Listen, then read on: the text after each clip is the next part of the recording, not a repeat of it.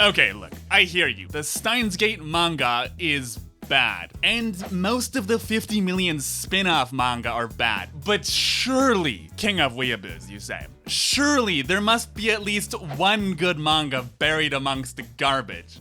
Well, turns out there's actually two. You ever wonder where Kurisu went as she stormed out of the lab? What Steins Gate looks like from Kurisu's point of view, sitting there without any pants, wandering around into the Dodecon building, contemplating her own mortality? There's like 3 manga that answer exactly that, but only one of them is actually good. You know what they say, 1 out of 3 ain't bad, I guess. This is ISAo's no babble. There's a side of Kurisu we almost never see as she hides behind her stubborn pride. Fear. She may pretend to be this logical, rational scientist, but she's so much more than that. She's hasty, she's emotional, and she's scared of the world around her. Scared that she may never reconcile with her father. Scared of what it might mean to disappear, to have her existence simply erased, snuffed out of the world like a candle in the night.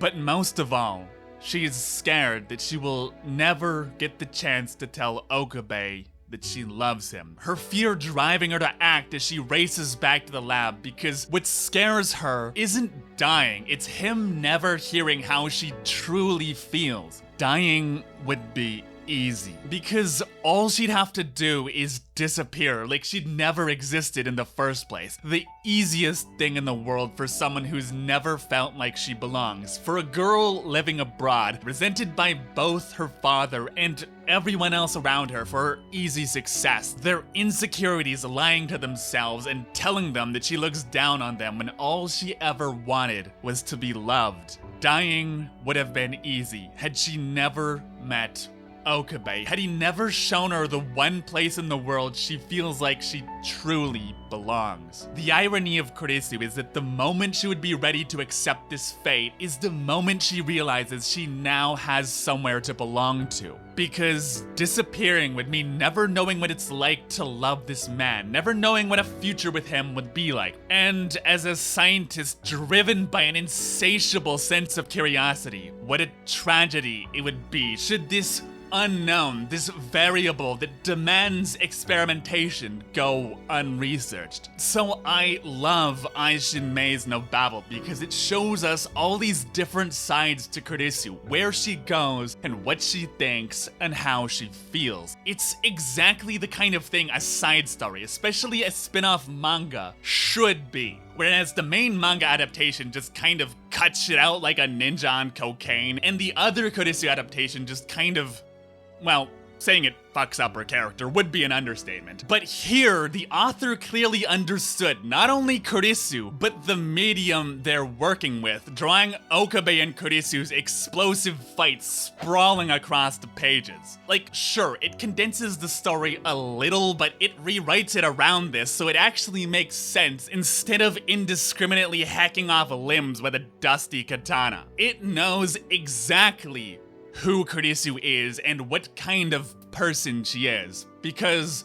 by far, Kurisu's most important personality trait is her curiosity, as we see her letting Okabe convince her to stop her experiments, to not play with the time machine. So what we get in this story is her seeing a glimpse of her father in the past before his quest for the time machine drove him to hatred, and hearing it helps her realize not only that her father loved her, but what happened to him, helping her finally come to terms with their broken relationship. Well, she presses X to doubt when Ferris starts, doing Ferris things. It's the curiosity of this girl living in some tower with a secret tape recording that lets Ferris show her the side of her father that she's never seen before, that lets her open up and finally let herself be vulnerable. And besides adding this whole dimension to my waifu, the liberties it takes with the story are all just so well thought out. While in, I think, literally every other manga, the artist basically just drew softcore pornography, presumably prompting the publisher to ask them to submit work digitally so they don't get fucking... Then there's this bit where we just see her sitting in the lab as Okabe picks up the phone and his face changes in an instant. This is what I liked so much about linear bounded Finagram. It knows what the most interesting thing about Kurisu's point of view is. Simply Steins Gate from her perspective. It doesn't need to be anything more, it just needs to be Kurisu. So many of these spin-offs just don't get the character that they're supposed to be about. Here, everything about her trying to reconcile with her father fits perfectly within the story of Steins Gate. It's not trying to be some saccharine slice of life bit, but it's not trying to be edgy and dark either. It feels tangible, it feels real. It's not that she does or doesn't make up with her father, it's that she knows she's done everything she can do so that she can look forward and move on to the people who will love her for who she is. It's honestly beautiful. Okay, so my main criticism here, and what's gonna keep it from being truly great on our eventual tier list, subscribe for that, is that the story ends and then it just kind of keeps going for like 2 volumes. Like, it's from Kurisu's point of view until we get to the climax of her story where she runs to confess to Okabe. And then instead of ending, we change perspectives and get basically the full goddamn ending of Steins Gate.